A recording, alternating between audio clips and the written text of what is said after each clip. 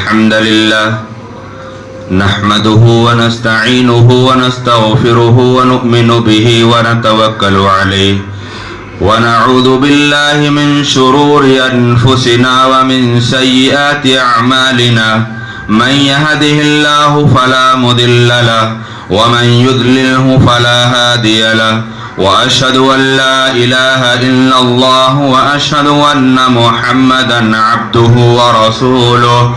أما بعد فإن خير الحديث كتاب الله وخير الهدي هدي محمد صلى الله عليه وسلم وشر الأمور محدثاتها وكل محدثة بدعة وكل بدعة ضلالة وكل ضلالة في النار فاعوذ بالله من الشيطان الرجيم بسم الله الرحمن الرحيم يا أيها الذين آمنوا اتقوا الله حق تقاته ولا تموتن إلا وأنتم مسلمون يا أيها الناس اتقوا ربكم الذي خلقكم من نفس واحدة وخلق منها زوجها وبث منهما رجالا كثيرا ونساء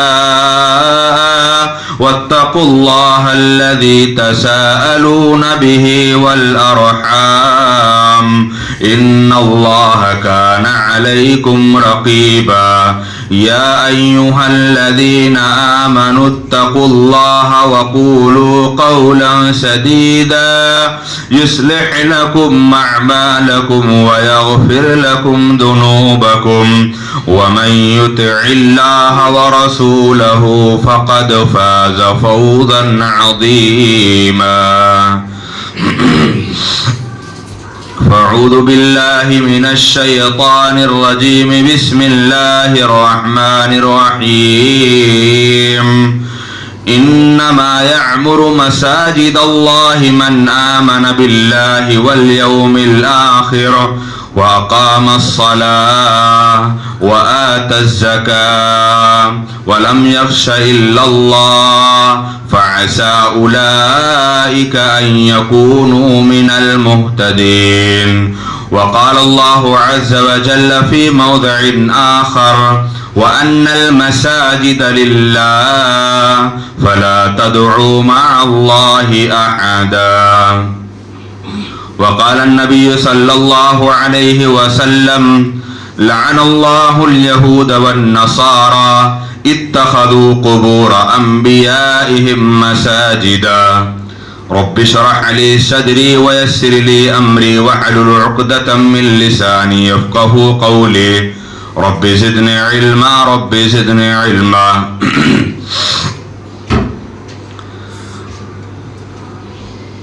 تمام قسم کی تعریفات بڑائی بزرگی اس وحدہ لا شریک کے لیے لائق و زیبا ہے جو خالق کائنات مالک ارض و سما ہے بعدہ بے شمار درود و سلام نازل ہو دنیا انسانیت کی سب سے عظیم ہستیوں پر اور انہی ہستیوں میں سب سے آخری کڑی خاتم النبیین رحمت للعالمین احمد مجتبی محمد مصطفیٰ صلی اللہ علیہ وسلم پر اللہم صلی علی محمد وبارک وسلم. حاضرین جمعہ، دینی ملی بھائیوں، بزرگوں اور دوستوں، پردہ نشی ملت کی ماں اور بہنوں، خطبہ مسرونہ کے بعد قرآن مقدس کی جو 2 آیت کریمہ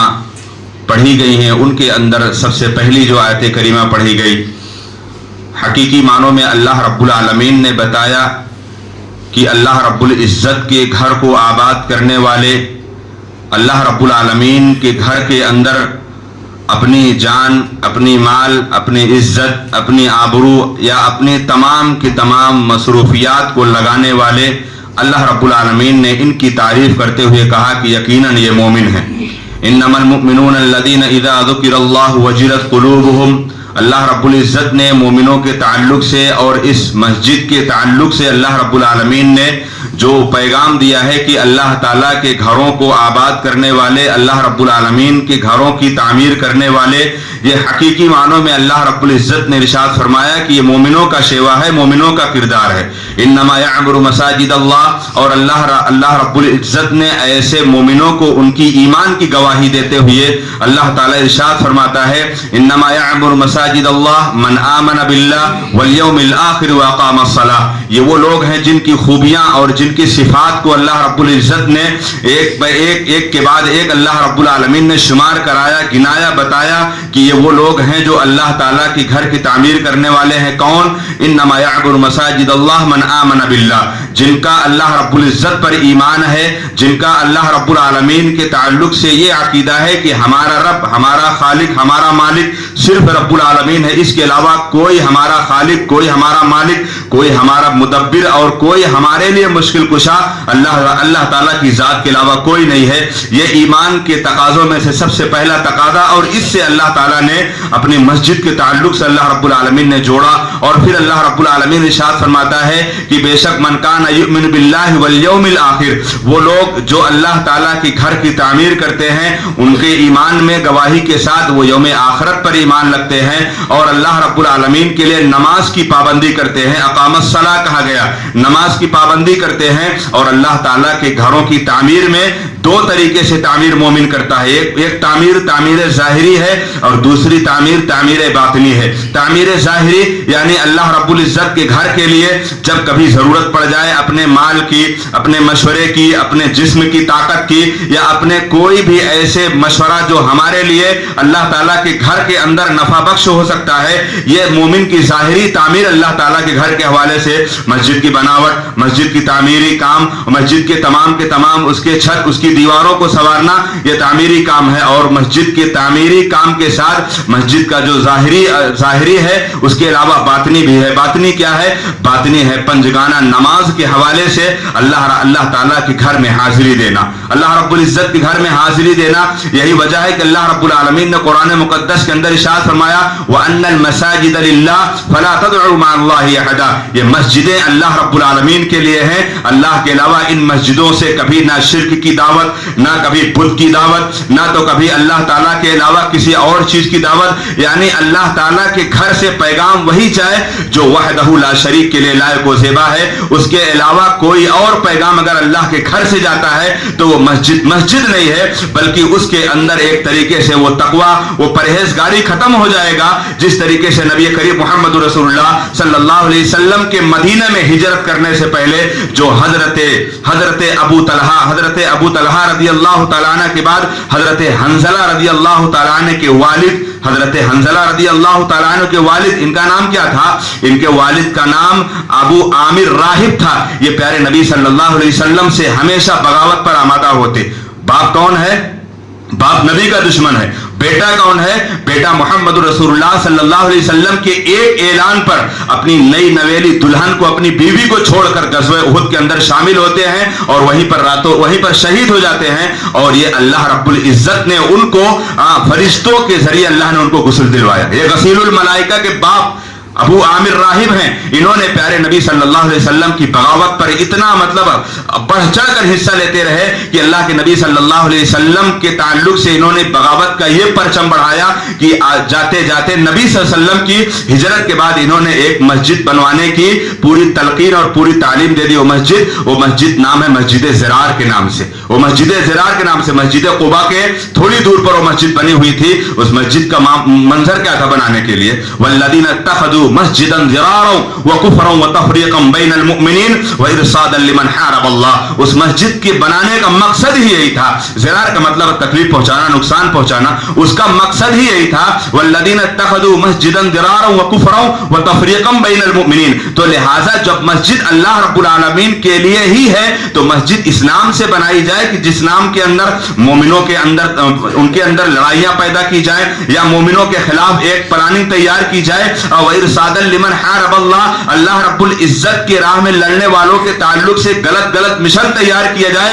اور پھر یہی پیغام پیارے نبی صلی اللہ علیہ وسلم کو فوراً اللہ تعالیٰ نے اس آیت کریمہ کے بعد، وہ معاملہ کیا ہوا تھا؟ معاملہ یہی ہوا تھا کہ کچھ دن پہلے پیارے نبی صلی اللہ علیہ وسلم نے اعلان کیا کہ غزوہ کے اندر شرکت کرنا ہے۔ کون سی غزوہ؟ غزوہ خندق کے موقع پر پیارے نبی صلی اللہ علیہ وسلم نے اعلان کر دیا تھا کہ سب کو تیار ہونا ہے، اور یہ ایک ایسا واحد غزوہ ہے۔ اس سے پہلے نبی صلی اللہ علیہ وسلم کی اعلان پر جو لشکر 30,000 کا لشکر تیار ہوا تھا، اس سے پہلے اتنا بڑا لشکر تھا نہیں، لیکن آپ صلی اللہ علیہ وسلم سے وہ ابو عامر راہب اور یہ تمام کے تمام لوگ یہ چاہ رہے تھے، یہ دشمنان اسلام پیارے نبی صلی اللہ علیہ وسلم کو یہ لوگ دھوکہ دے رہے تھے، نبی صلی اللہ علیہ وسلم کو اللہ کے گھر کے نام سے یہ لوگ دھوکہ دے رہے تھے کہ اللہ رب العالمین کا گھر ہے، ہم اللہ کے گھر میں عبادت کریں گے، اے اللہ کے نبی آپ چل کر وہاں نماز پڑھ دیجئے، پھر ہم لوگ نماز کا آغاز کر دیتے ہیں۔ نبی صلی اللہ علیہ وسلم نے بھی سوچا کہ چلو ٹھیک ہے، تو آپ وسلم نے کہا کہ ابھی ہم غزوہ کی تیاری کر رہے ہیں، لوٹ کے آئیں گے ہم فوراً ہی اس میں نماز پڑھیں گے۔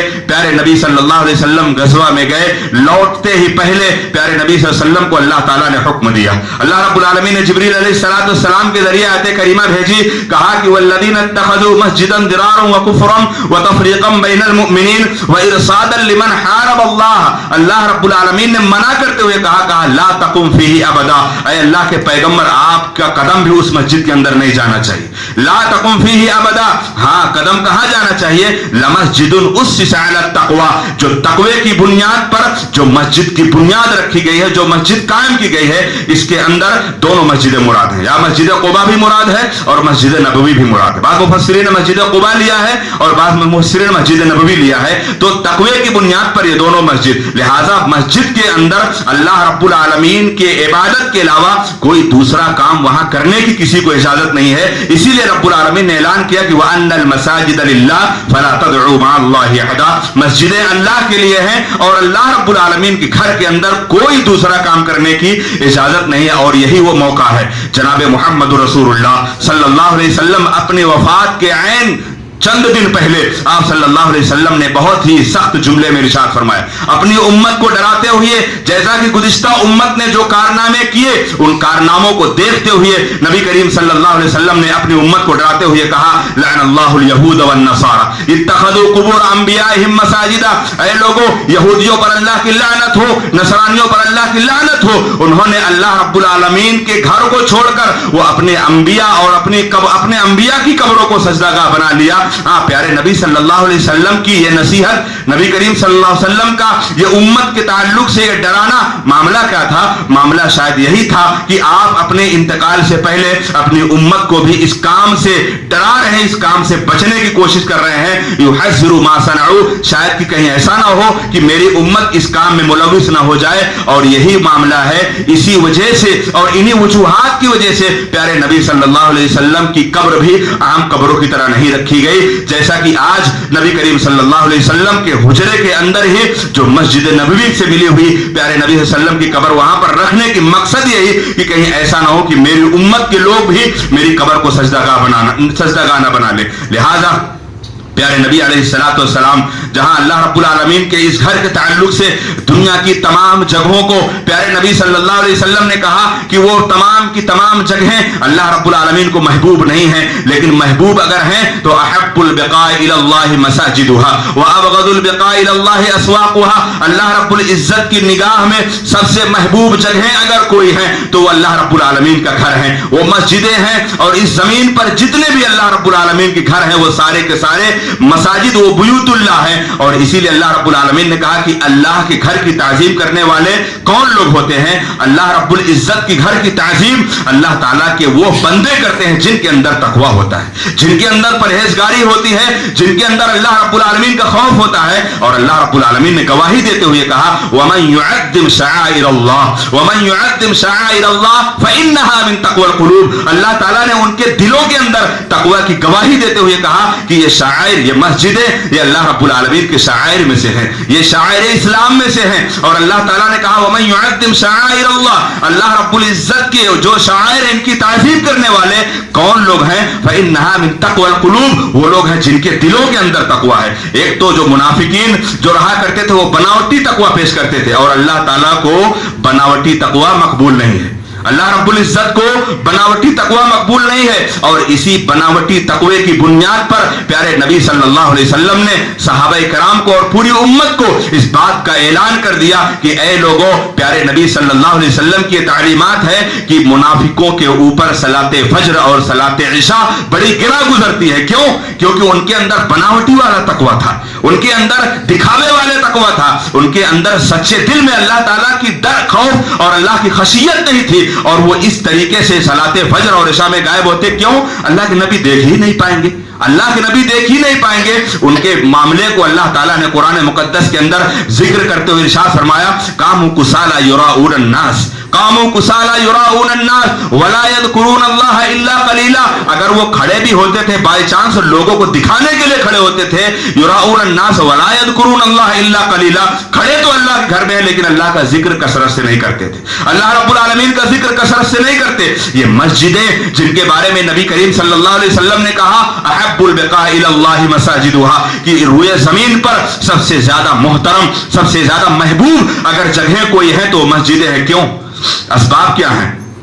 یہ مسجدیں اسی وجہ سے، انہی وجوہات کی بنیاد پر یہ سب سے زیادہ محبوب جگہ ہیں کیونکہ یہاں پر اللہ کی عبادت ہے، یہاں پر شرک سے بیزاری ہے، یہاں پر اللہ رب العالمین کا ذکر ہے، یہاں پر اللہ رب العالمین کے لیے سجدہ ہے، یہاں پر ذکر اور مشغولیات ہے۔ اور اسی لیے جناب محمد رسول اللہ صلی اللہ علیہ وسلم نے ارشاد فرمایا، پیارے نبی صلی اللہ علیہ وسلم نے ارشاد فرمایا، وَرَجُلٌ قَلْبُهُ مُعَلَّقٌ بِالْمَسَاجِدِ، وَرَجُلٌ قَلْبُهُ مُعَلَّقٌ بِالْمَسَاجِدِ، ان مسجدوں کے تعلق سے اپنے دلوں کو جوڑنے والے کل اللہ رب العالمین کے عرش کے سائے کے مستحق ہوں گے، اللہ رب العالمین کے عرش کے سائے کے مستحق ہوں گے، جہاں اللہ کے عرش کے سائے کے علاوہ کوئی دوسرا سایہ نہ ہوگا۔ اور بازار کو مقبوض قرار کیوں دیا گیا؟ بازار کو ناپسندیدہ قرار کیوں دیا گیا؟ بازاروں کو ناپسندیدگی قرار دینے کا جو سب سے اہم مقصد وہ یہ کہ بازار کے اندر جھوٹ ہے، بازار کے اندر دجل ہے، بازار کے اندر بے حیائی ہے، بازار کے اندر عریانیت ہے، بازاروں کے اندر دھوکے بازی ہے، بازاروں کے اندر شرک ہے،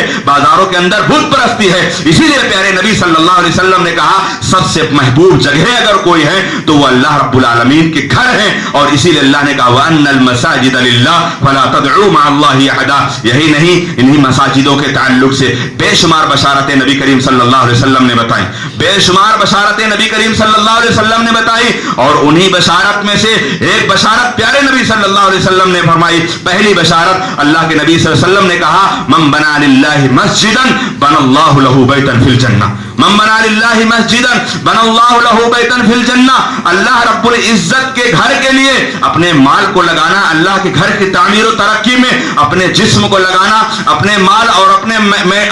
مٹیریل کو لگانا، یہ اللہ رب العالمین کے یہاں تمہارے لیے بہترین گھر بنانے پر مقابل ہے۔ امام نووی رحمہ اللہ اس حدیث کی تفسیر کرتے ہوئے، تشریح کرتے ہوئے لکھتے ہیں کہ ایسے اللہ رب العالمین نے جیسے دنیا کے اندر اللہ کے گھروں کو تمام گھروں میں فوقیت حاصل ہے، جیسے دنیا کے اندر تمام گھر انسانوں کے ہیں اور انہی گھروں میں سے اللہ رب العالمین کا جو گھر ہے، جو اس کی عظمت اور جو اس کا مقام و مرتبہ ہے وہ دنیا کے عام گھروں سے اونچا گھر ہے، ایسے ہی جنت کے اندر بھی اللہ رب العالمین کے ان بندوں کے لیے اللہ اسپیشل کوئی گھر تیار کرے گا،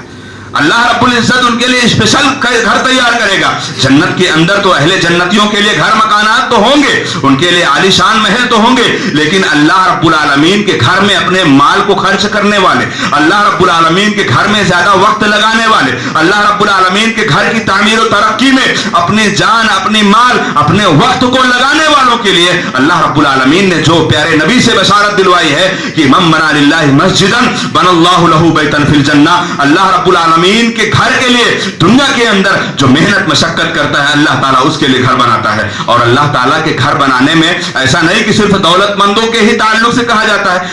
یہ اللہ کے گھر بنانے میں دولت کوئی معنی نہیں رکھتی، دولت کوئی معنی نہیں رکھتی، اللہ کے گھر بنانے میں دل معنی رکھتا ہے، دل معنی رکھتا ہے۔ پیارے نبی صلی اللہ علیہ وسلم نے کہا اسی حدیث کے بعد کہ اگر تم اللہ رب العالمین کے گھر کو بناؤ اگرچہ کہ تم پرندوں کے گھونسلے کے برابر ہی کیوں نہ بناؤ،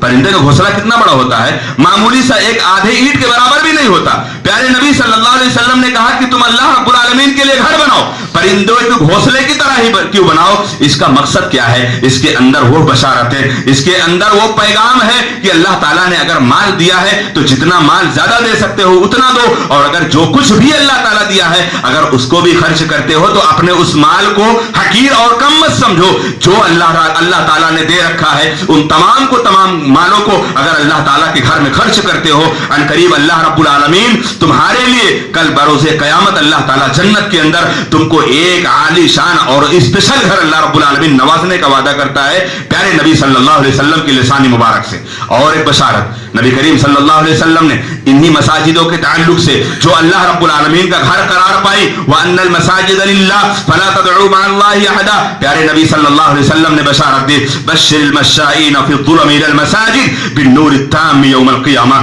پیارے نبی صلی اللہ علیہ وسلم نے کہا کہ اے میری امت کے لوگوں, خوش ہو جاؤ, خوش ہو جاؤ, تم میں سے جو رات کی تاریکیوں میں چل کر اللہ تعالیٰ کے گھر کی جانب آتا ہے, رات کی تاریکیوں میں چل کر آنے پر اللہ وہ اجر صلہ دے رہا ہے کہ کل بروز قیامت پورا کا پورا نور اس کے پاس ہوگا, پورا کا پورا نور اس کے پاس ہوگا. یہاں چند تاریکی ہے, اندھیرا ہے, راستے پرخطر ہے, راستے کے اندر لائٹ نہیں ہے, اجالا نہیں ہے, اور آپ اللہ تعالیٰ کے گھر کے تعلق سے آپ اندھیرے میں چل کر آتے ہو. پیارے نبی صلی اللہ علیہ وسلم کی بشارت, پیارے نبی صلی اللہ علیہ وسلم کی بشارت, بشر المشائین فی الظلم الی المساجد بالنور التام یوم القیامہ, کل بروز قیامت اللہ تعالیٰ ان کو مکمل نور عطا فرمائے گا, اور پل صراط پر نور کے بنا کوئی گزر نہیں سکتا. جس کے پاس نور ہوگا اس پل صراط پر نور کے علاوہ کوئی گزر نہیں سکتا. اور پیارے نبی صلی اللہ علیہ وسلم بشارت دے رہے ہیں کہ اللہ رب العالمین ایسے بندے کو مکمل نور عطا فرمائے گا. یہ اللہ تعالیٰ کے گھر کے حوالے سے ہی ہے, یہ اللہ رب العالمین کے گھر کے حوالے سے ہے. اور بشارت پیارے نبی صلی اللہ علیہ وسلم کی بے شمار بشارتیں ہیں مسجدوں کے تعلق سے, اللہ کے گھر کے تعلق سے. اللہ کے نبی صلی اللہ علیہ وسلم نے کہا وَرَجُلٌ قَلْبُهُ مُعَلَّقٌ بِالْمَسَاجِدِ, وَرَجُلٌ قَلْبُهُ معلق بالمساجد. اپنی زندگی کو, اپنے قیمتی وقت کو امام البانی رحمہ اللہ اور دیگر تمام سلف صالحین نے اس جملے کو بہت ہی مہذب انداز میں کہا کہ اے لوگوں, اگر تم اپنے جسم کی پاکیزگی کے لیے تم غسل کرتے ہو, اپنے دل کی پاکیزگی کے لیے تم مسجد کو تم زیادہ سے زیادہ تم اس میں اپنا وقت لگاؤ. اگر تم اپنے جسم کی پاکیزگی کو, تم اپنے جسم کی طہارت کو اگر تم پاک کرنے کے لیے تم غسل کرتے ہو, اپنے دل کو پاک کرنے کے لیے تم مسجد سے زیادہ تعلق جوڑ لو. تم مسجدوں سے تعلق جوڑ, مسجد سے تعلق کو جوڑنا, دل کو پاک کرنا, یہ پیارے نبی صلی اللہ علیہ وسلم کی اسی بشارت میں ہے. وَرَجُلٌ قَلْبُهُ مُعَلَّقٌ بِالْمَسَاجِدِ, وَرَجُلٌ قَلْبُهُ مُعَلَّقٌ بِالْمَسَاجِدِ, جس کا دل اللہ رب العالمین کے گھر کے تعلق سے لٹکا ہوا ہوگا. ابھی اللہ رب العالمین کے گھر کے تعلق سے, اللہ تعالیٰ کے گھر میں جب ایک بندے مومن ابھی نماز پڑھ کر گیا, دوسری نماز کے لیے انتظار کر رہا ہے, اللہ کے گھر میں کام لگا ہوا ہے, اللہ تعالیٰ کے گھر کے اندر مدد کے لیے انتظار کر رہا ہے, اللہ رب العالمین کے گھر کے اندر پروگرام ہو رہے ہیں, اللہ تعالیٰ کے گھر کے اندر کہیں ایسی دینی مجلسیں قائم ہیں, ان کے اندر شرکت کر رہا ہے. یہ تمام کی تمام بشارتیں, یہ تمام کی تمام فضیلتیں اللہ تعالیٰ کے گھر کے لیے ہی ہیں, جن کو اللہ رب العالمین نے کہا وَأَنَّ الْمَسَاجِدَ لِلَّهِ فَلَا تَدْعُوا مَعَ اللَّهِ أَحَدًا. یہ تمام کی تمام بشارتیں, یہ خوبیاں کیوں, یہ تمام کی تمام بشارتیں اور خوبیاں کیوں؟ کیونکہ اللہ تعالیٰ نے کہا کہ فی بیوت اذن اللہ, فی بیوت اذن اللہ ان ترفع ویذکر فیہا اسمہ ویسبح لہ فیہا بالغدو والآصال. یہ زمین پر جو اللہ تعالیٰ کے گھر بنائے جاتے ہیں, ان کا مقصد ہی یہی ہے کہ اللہ تعالیٰ کے ذکر کو بلند کیا جائے, اللہ رب العالمین کے ذکر کو بلند کیا جائے, اس کی تعریف کی جائے, اس کی توصیف کی جائے, اور تمام کے تمام ادیان باطلہ اور تمام کے تمام معبودان باطلہ سے کنارہ کش ہو کر صرف ایک رب واحد کی عبادت کی جائے. اور اللہ کے گھر کے اندر اگر جناب محمد رسول اللہ صلی اللہ علیہ وسلم کو جیسے حضرت جبریل امین اللہ تعالیٰ کی آیت کریمہ لے کر نازل ہوتے ہیں, پیارے نبی صلی اللہ علیہ وسلم نے فوراً 4-5 صحابہ کرام کو بھیجا, کہا جاؤ اس مسجد زرار کو آگ لگا دو. کیوں؟ کیونکہ وہ مسجد بنائی گئی تھی, مقصد تھا لوگوں کو پریشان کرنے کے لیے, دین اسلام کے اندر ایک سرپسندی پیدا کرنے کے لیے, اور دین اسلام کے اندر लोगों को, अहले ईमानों को लड़ाने के लिए और अल्लाह के रसूल के खिलाफ बड़ी ही गंदी प्लानिंग के लिए। और यही अबू आमिर राहिब, इसी अबू आमिर राहिब के अंदर एक तड़प पैदा हुई थी कि मुझे मदीने वाले चंद दिन पहले मुझे ताज पहनाएंगे, और इसी ताज की लालच में था। चुनांचे नबी करीम सल्लल्लाहु अलैहि वसल्लम हिजरत करके मदीना तशरीफ लाए। मदीना वालों ने देखा और उनके अंदर बहुत, मदीने के अंदर नबी सल्लल्लाहु अलैहि वसल्लम के आने से पहले 3 कबीले बहुत ज्यादा रहा करते थे, एक यहूदी और एक औस और खजरज। यहूदी औस और खजरज ये दोनों कबीले आपस में इतने लड़ा करते थे। यहूदी करता क्या था, यहूदी इन दोनों को हथियार देता था और इन दोनों को लड़ाता रहता था। इसीलिए अल्लामा हाली ने कहा कि अगर अपने दिल को अगर मदीना बनाना चाहते हो तो अपने दिल को दुनिया की ख्वाहिशात, दुनिया की लज्जतों से दूर कर दो, क्योंकि ये दिल की ख्वाहिशात ये यहूदियत है और तुम्हारा दिल मदीना है। और मदीना से नबी करीम सल्लल्लाहु अलैहि वसल्लम ने यहूदियों को निकालने का जो हुक्म दिया है ये बहुत बड़ी बात कही गई है। इसीलिए प्यारे नबी सल्लल्लाहु अलैहि वसल्लम ने उस मस्जिद के हवाले से सहाबाए किराम को भेजकर उसमें कहा कि उसको आग लगा दो। और प्यारे नबी सल्लल्लाहु अलैहि वसल्लम की दुश्मनी में वो अबू आमिर राहिब जब पाया नहीं ताज, प्यारे नबी सल्लल्लाहु अलैहि वसल्लम को ताज पहना दिया गया। अब उससे ताल्लुक से तरह तरह की बदगुमानी और तरह तरह के फितने फसाद बर्पा करने की वो कोशिश करने लगा और प्यारे नबी सल्लल्लाहु अलैहि वसल्लम के ताल्लुक से नुकसान पहुंचाने की कोशिश करने लगा। मकसद सिर्फ अल्लाह के घर के अलावा अल्लाह ताला के घर के ताल्लुक से, जिसको अल्लाह ताला ने कह दिया ला तकुम फीहि अबदा लमस्जिदुन उस्सिसा अला तक़वा मिन अव्वल यौमिन अहक्कु अन तक़ूम फीहि रिजालुन युहिब्बूना अन यतताहरू वल्लाहु युहिब्बुल मुत्ताहिरीन। अल्लाह ताला ने